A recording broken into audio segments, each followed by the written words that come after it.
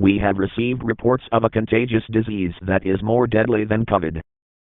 This disease has symptoms like dry coughing, blood vomiting, diarrhea, unusual bleeding, shortness of breathing and blurred vision. We will call this disease sedated disease. This disease is in these areas: Des Moines, Altoona, West Des Moines and Ankeny. This disease is reported to be around southern parts of Iowa and Illinois.